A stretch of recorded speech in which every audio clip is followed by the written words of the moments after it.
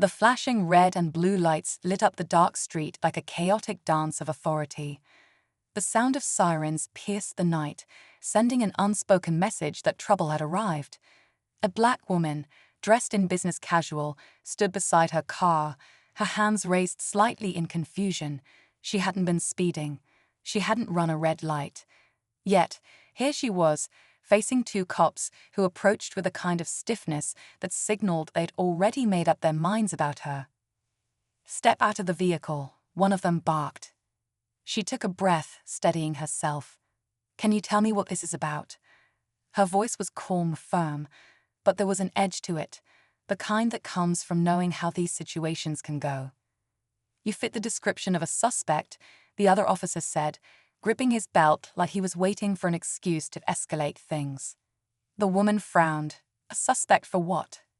Neither of them answered. Instead, they exchanged a glance, and before she could protest further, they grabbed her arms, twisting them behind her back.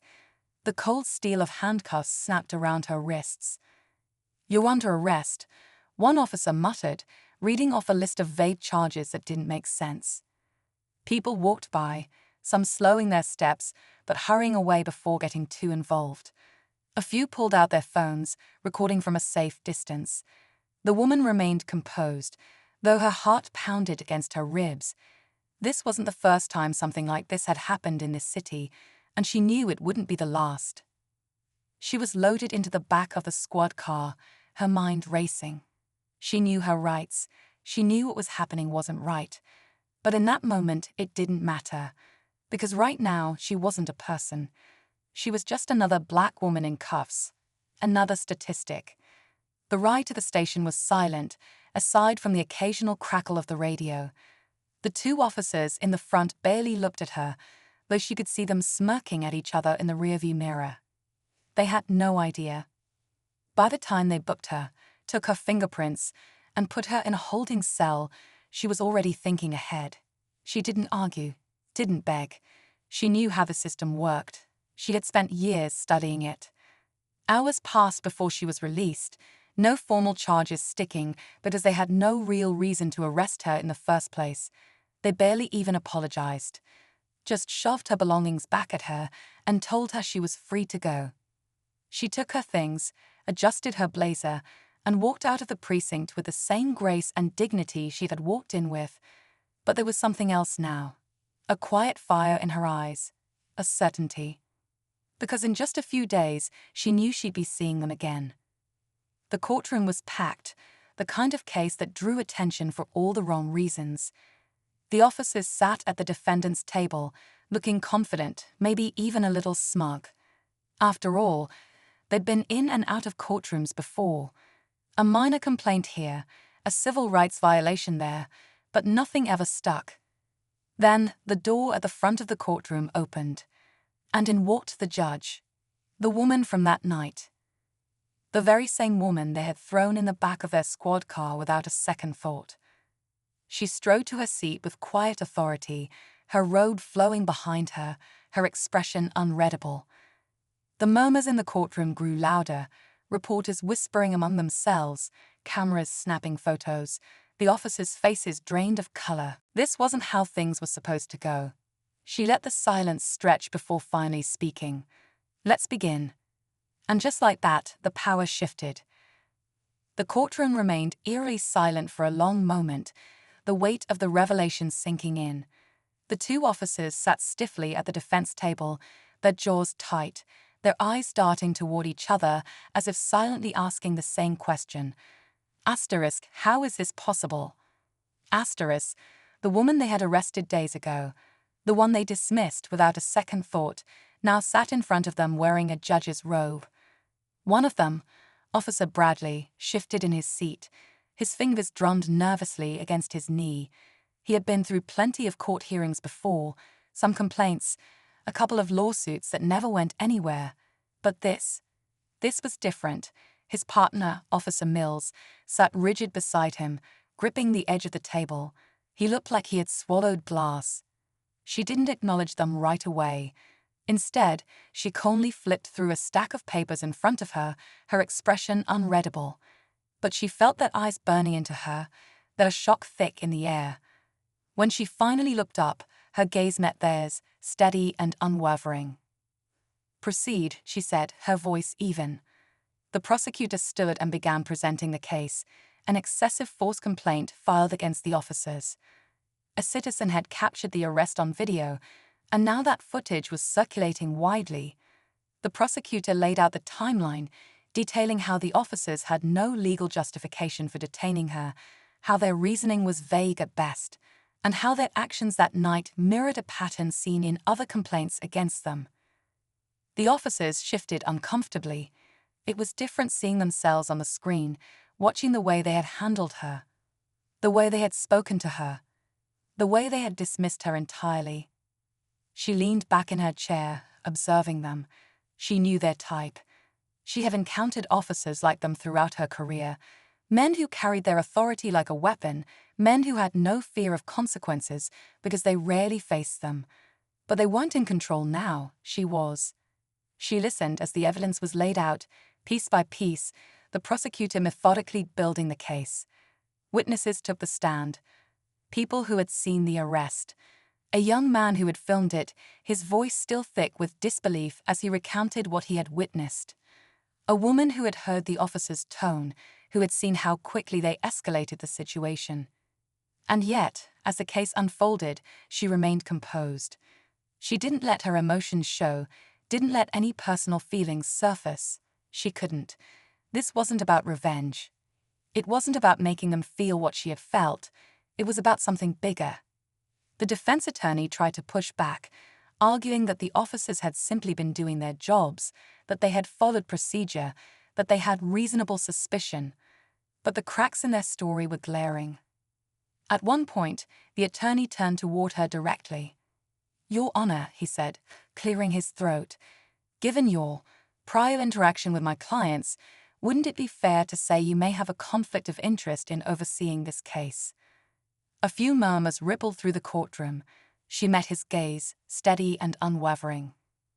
"Are you questioning my ability to remain impartial?" she asked, her voice controlled but firm. The attorney hesitated, clearly aware of how dangerous that line of questioning could be. He shook his head slightly. "Of course not. I simply want to ensure a fair trial." She let the moment stretch, allowing his own words to linger in the air. Then she spoke, her voice measured. "Fairness is ensuring that all individuals, regardless of their position, are held accountable to the law," she said. "I trust that's what we're here for." The attorney swallowed, nodding. He knew there was no easy way out of this. The evidence was stacked against his clients. The video alone was damning. And more than that, there was a shift in the room. A shift in power. The officers sat motionless, their hands clasped in their laps. They were beginning to understand that this wasn't just another complaint that would be brushed aside. She glanced at them one last time before calling for a recess. As the gavel echoed through the courtroom, she stood and stepped away, her face unreadable. But inside, she could feel the weight of everything pressing down on her. Because this wasn't over. Not yet. "Got it. Here's the next part of your story, keeping the suspense high and exploring different angles of the conflict while keeping a natural, engaging tone." The air inside the house felt heavier than before, as if the walls had absorbed the weight of the tension. Mia sat at the edge of the couch, her fingers curled around the fabric of her sweater. She could hear the faint hum of the refrigerator in the kitchen, the distant sound of a car passing by outside, but none of it drowned out the unease tightening in her chest. "You're not telling me everything," she finally said, her voice barely above a whisper. Across from her, Jake exhaled sharply and ran a hand through his already disheveled hair. He avoided her gaze, focusing instead on the flickering candle on the table between them. "I don't know what you want me to say," he muttered. Mia clenched her jaw. The truth, for once. A heavy silence stretched between them, the kind that made the walls feel closer, the room smaller. Jake had always been the one who held back, who measured his words carefully. But now, with everything spiraling, Mia couldn't afford to let him retreat again. Meanwhile, in the next room, Daniel paced. His phone buzzed in his pocket, but he ignored it. His mind raced with the information he had stumbled upon earlier that evening. If he told Mia now, it would change everything, and not necessarily for the better. He glanced toward the living room, catching a glimpse of her tense shoulders and the way Jake's knee bounced restlessly. They were already on the verge of unraveling. Dropping this truth on them now might push them past the point of no return, but keeping it to himself, that was dangerous too. Outside, under the dim streetlight, a shadow lingered. Not moving, not making a sound, just watching. Inside, the argument in the living room escalated. Mia's voice rose, frustration seeping into every word. "You're making me feel like an idiot for even trusting you." Jake finally looked up, his expression dark. "Maybe you shouldn't have." The words cut deeper than either of them expected. Daniel's grip tightened on his phone. He couldn't wait any longer. Taking a deep breath, he stepped back into the room. "I need to tell you both something." Jake turned sharply. "Not now, Daniel." "Now," Daniel interrupted, his voice steady but urgent. He held up his phone, showing them the screen. "Because if we don't deal with this, none of us are walking out of this mess alive." Mia's stomach twisted as she read the message on the screen. The words sent a cold shiver through her spine. Outside, the shadow shifted. Watching. Waiting. "Let me know if you want me to explore any particular subplot or perspective further." When the recess ended, the tension in the courtroom was heavier than before.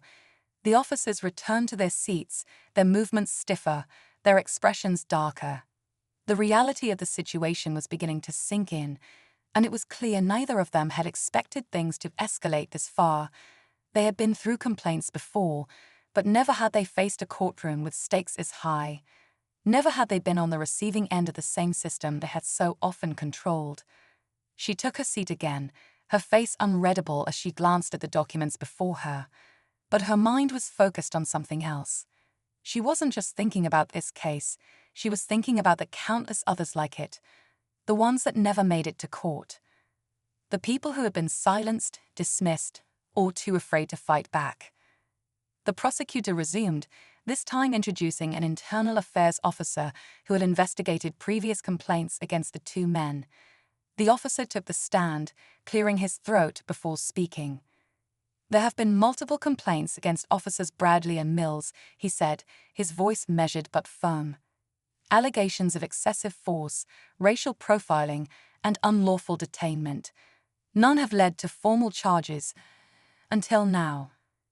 The defense attorney shifted, leaning forward. "And why is that? If there were so many complaints, why weren't my clients ever disciplined?" The internal affairs officer hesitated for a fraction of a second. It wasn't an easy question. The answer wasn't simple. There wasn't enough evidence, he admitted. Most cases lacked video footage or credible witnesses willing to testify. Many victims chose not to pursue legal action, often out of fear. The officer's words hung in the air. Fear. That was the unspoken truth behind so many of these cases. People knew how these things played out. They knew that filing a complaint often led nowhere, that justice was rarely served. But this time, things were different. This time, there was evidence. This time, the victim wasn't just another name in a file. She shifted slightly in her chair, her gaze flickering toward the officers. Bradley's jaw was clenched tight, his fingers gripping the table. Mills, on the other hand, looked paler than before, as if the weight of his own actions was just now settling on his shoulders. The prosecutor pressed forward. "So you're saying these officers have a history of misconduct that has gone unchecked?" The internal affairs officer hesitated before nodding. "Yes." The courtroom erupted into whispers. Reporters scribbled furiously, cameras clicked, and the tension in the room reached a new high. The defense attorney stood quickly. "Objection. This is speculation. My clients have never been formally charged, and past complaints are not proof of wrongdoing in this case." She studied the attorney for a moment before responding. "Noted, but patterns of behavior can be relevant when establishing credibility."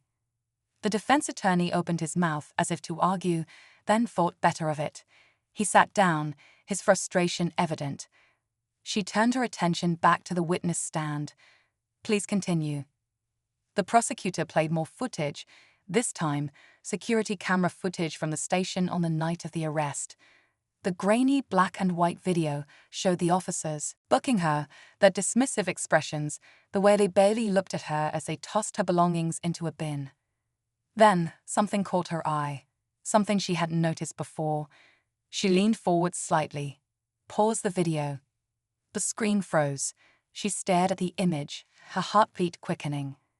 There, in the background, was another officer, a younger one, standing near the entrance, watching the booking take place. His posture was rigid, his expression unreadable, but something about his stance suggested hesitation. "Who is that?" she asked, her voice steady but firm. The prosecutor exchanged a quick glance with his assistant before responding. "That's Officer Carter. He was on duty that night but wasn't involved in the arrest." She looked at the defense attorney. "Has he been called to testify?" The attorney hesitated. "No, Your Honor, he wasn't involved." "I'd like to hear from him," she interrupted, her tone leaving no room for argument. A court official quickly left the room, and a few minutes later, the young officer entered. He looked nervous as he made his way to the stand, adjusting his uniform before taking a seat. She studied him carefully. "Officer Carter, you were present at the station the night of my arrest, correct?" "Yes, Your Honor." "You saw everything that happened?" He swallowed. "Yes." "Did you hear why I was being arrested?" He hesitated, shifting in his seat. I heard the officers say she fit a description." "And did she?" Carter's face tightened. He glanced toward Bradley and Mills, who were staring at him, their expressions unreadable but unmistakably tense. She leaned forward slightly. "Officer Carter, you're under oath. I'm asking for the truth." He exhaled slowly. No, she didn't match the description. At all. A heavy silence filled the courtroom. She could feel the shift happening, the walls closing in around the officers who had thought they were untouchable. "Then why didn't you intervene?" she asked, her voice softer now, but no less powerful. Carter looked down at his hands. I didn't think I could. I was new, and I didn't want to go against them. They've been on the force longer. I didn't want to lose my job." A murmur rippled through the room. Carter wasn't the one on trial, but his words carried weight. He had seen something wrong and had chosen to stay silent, just like so many others before him. She took a slow breath. "And now?" Carter hesitated before finally looking up. "Now, I know I should have spoken up." The prosecutor nodded, satisfied, but she could see the way Bradley's hands had curled into fists beneath the table. He was seething. Mills looked worse, his face pale, his lips pressed into a thin line. They knew the case was slipping away from them. She straightened in her chair. "Thank you, Officer Carter. You may step down." As Carter left the stand, the weight in the room shifted again. The truth was no longer just circling the case, it was crushing down on it. She turned her attention back to the attorneys. "Proceed." The case was reaching its boiling point. The officers had lost control of the narrative. The evidence was piling up, the witnesses were speaking out, and the entire room could feel that something big was about to happen. She glanced toward Bradley and Mills one last time. They had no power here, not anymore. But what came next? That was still to be decided. Jake's eyes narrowed as he read the message on Daniel's phone. His jaw tightened, but his fingers twitched slightly, betraying the tension boiling just beneath his calm exterior. Mia leaned in closer, her breath uneven as her eyes scanned the screen. The message was short, but it hit like a punch to the gut. ***, you're running out of time, ***. Mia's pulse pounded in her ears. Who sent this? Mia's pulse pounded in her ears. Who sent this? Daniel hesitated. "I don't know," he admitted. "Blocked number. No name. Just this." Jake exhaled sharply, pushing off the couch as he ran both hands over his face. "This is a game," he muttered. "Someone's messing with us." But Mia wasn't convinced. Something about the wording, the timing, it felt deliberate, calculated. Like whoever was behind, this wasn't just trying to scare them. They were warning them. A sudden noise from outside made all three of them freeze. A soft scrape against the pavement, not loud, but distinct enough to put them on edge. Jake was the first to move, stepping toward the window, careful not to disturb the blinds as he peeked through. His stomach dropped. The streetlight outside flickered, casting long, distorted shadows. And for just a second, he could swear he saw someone standing near the edge of the driveway. A figure barely visible in the darkness, watching.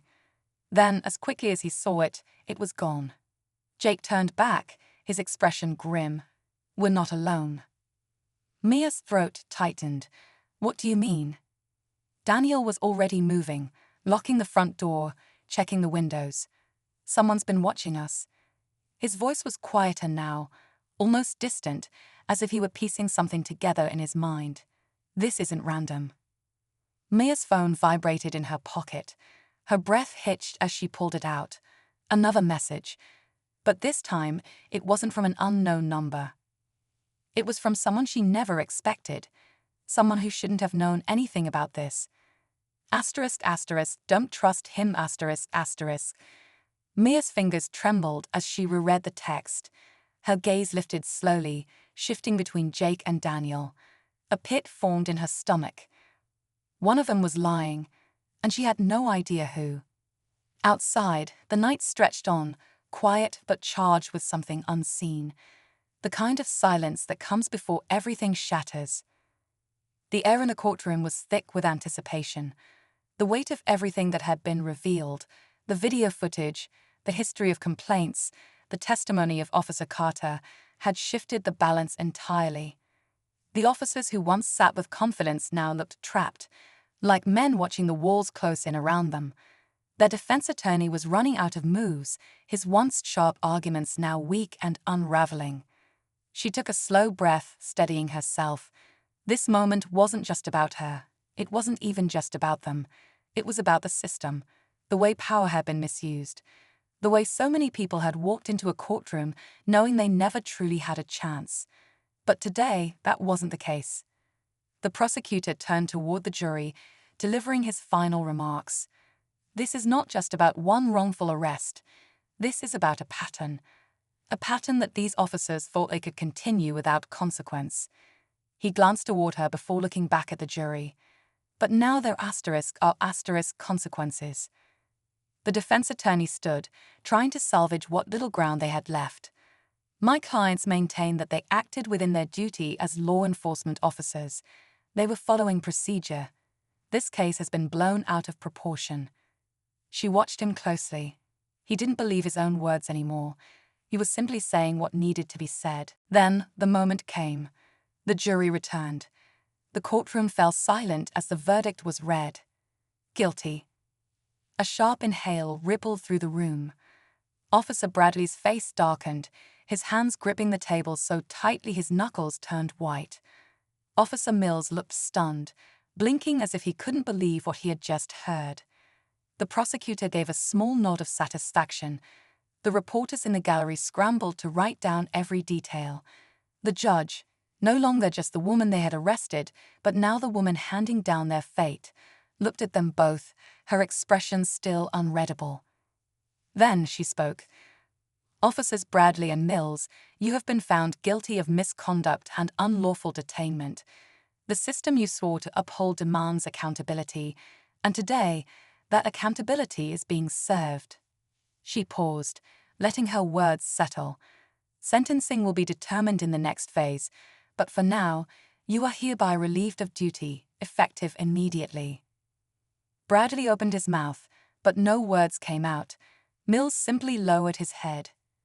The bailiff approached, and in a final, ironic twist, the same officers who had once placed her in handcuffs now found themselves in the same position. The cold metal snapped shut around their wrists, and for the first time, they were on the other side of the power they had once wielded so easily. But just as they were about to be led away, something unexpected happened. Another voice rang out from the back of the courtroom. "Wait." The room turned as a man stepped forward. He was older, his uniform crisp, his badge polished. The police chief. He walked to the front, his expression unreadable as he looked between the officers and the judge. Then he sighed. "There's something else," he said, his voice carrying a quiet weight. "Something that changes everything." The entire room seemed to hold its breath. And just like that, the story wasn't over. Not yet. Mia's heart pounded as she stared at the message on her phone. Asterisk, asterisk, don't trust him, asterisk, asterisk. The words felt like a punch to the gut. Who sent it? Who was she not supposed to trust? Her hands felt clammy as she tightened her grip on the phone. Across the room, Jake and Daniel were still on edge, their movements tense, their expressions unreadable. She swallowed hard. If this was meant to warn her about one of them, she had to figure out the truth before it was too late. Jake finally broke the silence. "We need to get out of here, now." His voice was low, urgent. Daniel didn't move. "And go where? We don't even know who's after us." Mia took a shaky breath, her mind racing. "Maybe we should." Before she could finish, a loud asterisk, asterisk, bang, asterisk, asterisk came from outside. A car door slamming shut. Heavy footsteps on the pavement. The air inside the house suddenly felt suffocating, thick with tension. Someone was here. Jake reached for the nearest object, a metal flashlight, and edged toward the window. He lifted the blinds just enough to peek through, then cursed under his breath. "It's him." Mia didn't have to ask who. The fear in his voice told her enough. The person who had been watching them, sending cryptic messages, pulling the strings from the shadows, he was finally here. Daniel stepped closer. "We can't let him in." But before they could decide their next move, a voice called out from outside. Low, calm, but laced with something chilling. "Come on now, you know I don't like waiting." Mia felt her stomach drop. Whoever this was, he wasn't just threatening them, he was in control. He wanted them to feel cornered, helpless. Jake turned to her, his eyes dark with something unreadable. "Mia, listen to me. No matter what happens, don't believe a word he says." She wanted to trust him. She really did. But the message on her phone still burned in her mind. Asterisk, asterisk, don't trust him, asterisk, asterisk. Daniel was already moving toward the back door. "We need to go," he whispered. "Now." But before they could take a step, the front door handle twisted, slowly, deliberately. The lock held for now. A long silence stretched between them before the voice spoke again. "Mia." Her breath caught in her throat. He knew her name. Jake grabbed her arm. "We have to move." But she couldn't move, couldn't breathe, couldn't think. Then, another message. She glanced down at her phone, her vision blurring slightly from the adrenaline. The sender was still unknown. But this time, the words were different. Asterisk, asterisk, he's not here for you. He's here for him, asterisk, asterisk. Her gaze snapped up, landing on Jake. He was already reaching for her hand, pulling her toward the hallway. She wanted to follow him, wanted to believe he had the answers. But something inside her hesitated. Daniel noticed. His eyes flickered between them, his jaw tightening. "Mia," he said carefully, his voice barely above a whisper. "What did the message say?" She didn't answer right away. The weight of it settled heavy in her chest. Asterisk, asterisk, he's here for him, asterisk, asterisk. Which meant the person outside wasn't the real threat. It was Jake. The realization hit her like a wave, sudden and overwhelming. The late-night phone calls, the secrets. The way he always had an excuse, always changed the subject when she asked too many questions. Jake wasn't afraid of whoever was outside. He was afraid of getting caught. Mia stepped back, just a fraction, but Jake noticed. His grip on her arm tightened, just enough to make her pulse spike. "You don't believe me," he said, his voice eerily calm. She shook her head, not trusting herself to speak. Jake exhaled, something shifting in his eyes. A quiet sort of resignation. "I didn't want it to end like this." Mia's stomach twisted. Like what?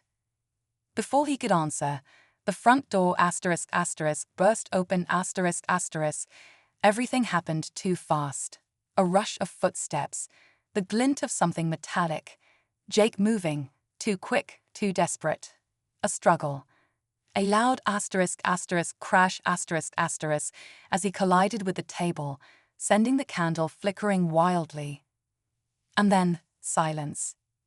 Mia barely registered the man standing in the doorway, his expression unreadable. But he wasn't a stranger. She knew that face. She had seen it before. It was the same man from the photo Jake had tried to hide from her weeks ago. The man stared down at Jake, who was now on the floor, breathing heavily. You should have run when you had the chance. Jake let out a bitter laugh. Guess I was always too stubborn for that. Mia felt her head spin. What's going on? She demanded, her voice shaking. The man turned to her, his expression softening slightly. I'm sorry you got caught up in this, but you needed to know the truth. He gestured toward Jake. He's been lying to you from the start. Jake groaned, propping himself up on one elbow. You think you're the hero in this? He scoffed. Please, you and I both know how this ends. The man ignored him, looking at Mia instead. You need to decide, right now. Do you trust him? Mia's mind raced. The past few weeks flashed before her. Every half-truth, every moment that felt off, every time she told herself she was overthinking. And suddenly, it all made sense. She took a slow step back, away from Jake, away from the lies. Jake saw it, accepted it, and for the first time, he looked tired. I never wanted to hurt you, Mia, he said quietly. He stopped himself, shaking his head. Doesn't matter anymore. The man pulled something from his pocket. Mia flinched, but it wasn't a weapon, it was a badge. FBI. Her breath hitched. You're. The man gave her a small nod. I've been tracking him for months. His voice was steady, firm. He's not who you think he is. Jake didn't resist when the agent pulled out handcuffs. He just let out a small, humorless chuckle. Guess this is it, huh? Mia felt something inside her crack. The weight of everything crashed over her all at once. Jake looked at her one last time. I meant it when I said I cared about you. But she didn't know if she believed him anymore. As the agent led Jake toward the door, Mia's legs felt unsteady. It was over. The lies, the fear, the not knowing. It was over. But as she stood in the quiet aftermath, staring at the place where Jake had just been, she realized something. Even with all the answers, even with the truth finally out, she didn't feel relieved. She just felt empty. Outside, the sirens grew louder. Mia exhaled, pressing a hand to her chest. And then slowly she walked out into the night.